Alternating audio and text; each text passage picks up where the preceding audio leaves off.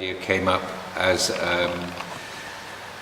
a way of bringing attention to what I consider to be one of the kind of fundamental necessities for the globe, is that we have we rebuild our organs, as it were. In this case, the tree providing us with oxygen and taking up carbon dioxide. So, and I felt as though it was necessary to kind of step up and do something very public. This is the fourth side of the piece. All these clad a large container-shaped box down in this flags up what she's doing by kind of getting it covered by the local and the national press in this country. They can go, then they've got a story. I think I don't know how it'll be received. We'll see. And how many people has it taken, do you think, to get this event off the ground? I would think probably from all the people that, first of all, resourcing the sheets. They're all sheets that have been used and from house clearances, so they have a whole narrative of their own, which is to do with, we spend a third of our life between the sheets, and birth and death and reproduction and fevers and all those sort of things that take place, and they're all embedded in the sheets. So then the sheets were sewn together. The sheets were washed. Okay. Well, all right. We didn't wash out too much. The sheets were all sewn together by a group of women who operate in a sewing club in Stroud, and then one of the people who was there, it transpired, was an ex-marquee maker, so she's been doing all the lacing down the side and a lot of the sewing, and so there's all that side of it.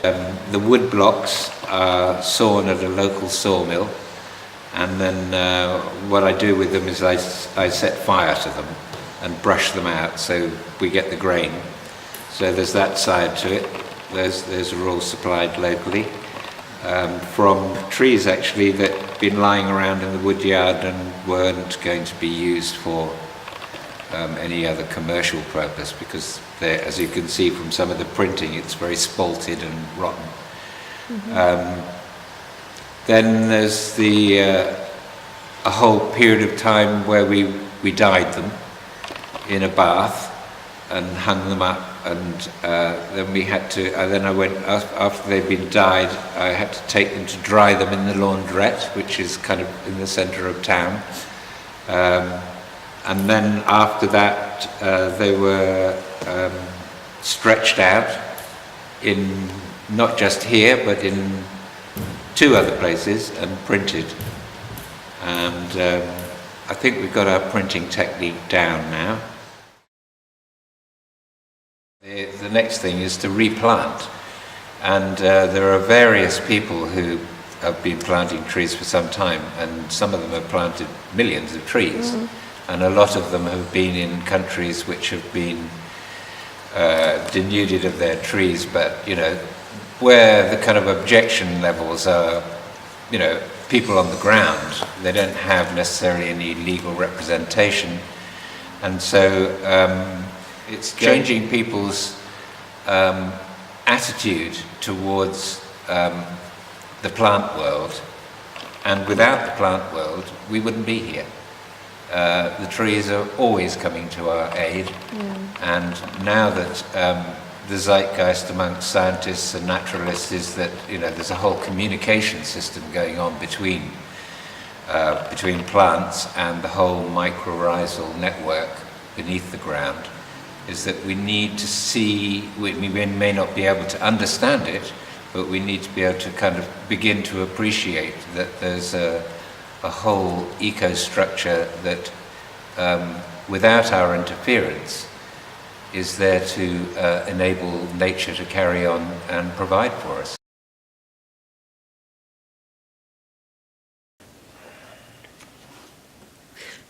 Jack, why does the environment matter to you?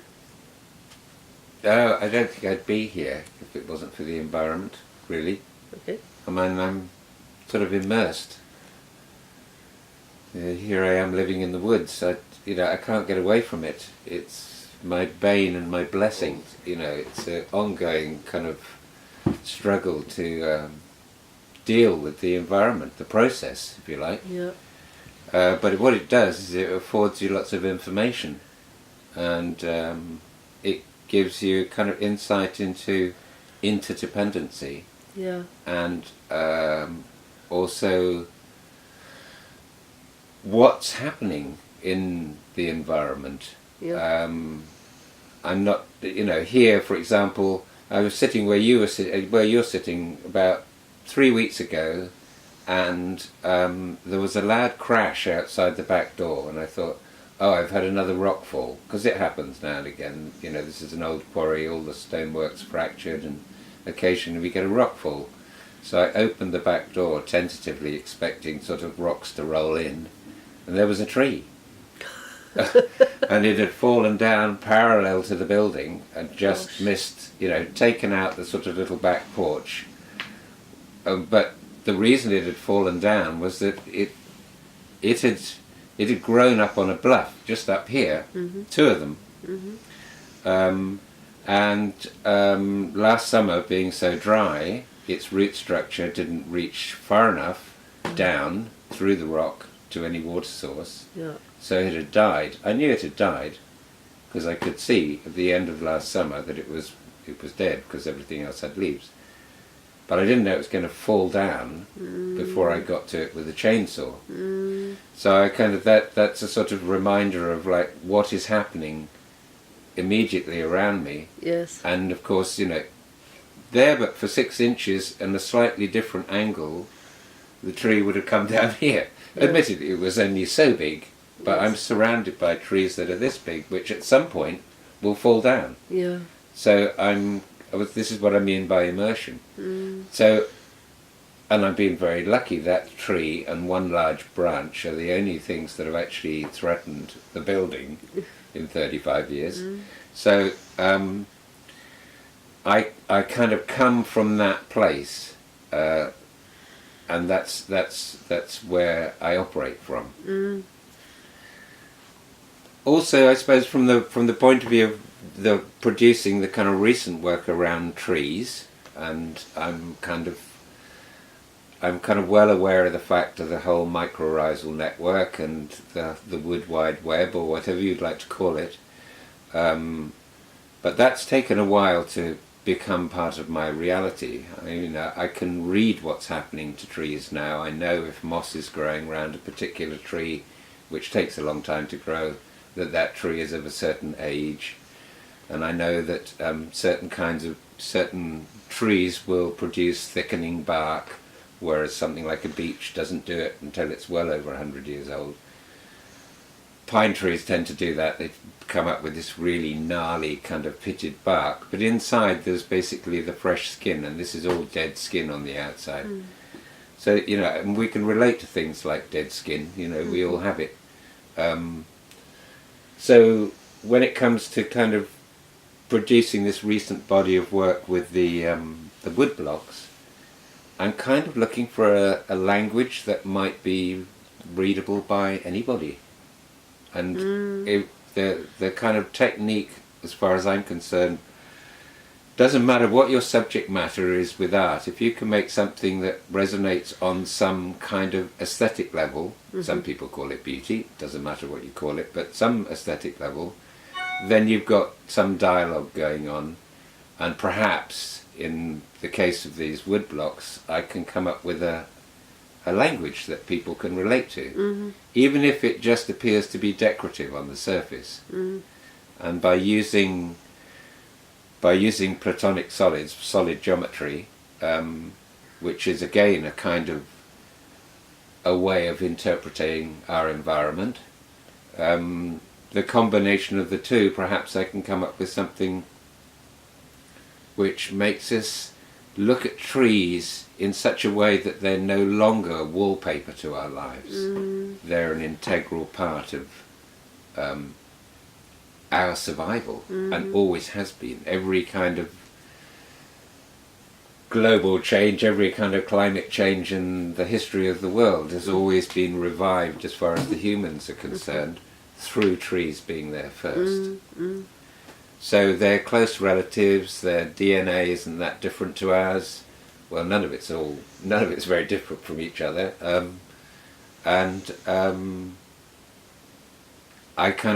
I never know what's going to come out of each printing. You know, I mean, I kind of knew what came out of the printing for this particular project because I was making words, but usually it's images, and some of them work, as far as I'm concerned. Some of them don't. That's the case with my life. Some of it works, some of it doesn't. You know? That's probably the same with all trees. Some work, some don't work. You know, Yeah. so it's I don't know how else to put it really. That was beautifully put.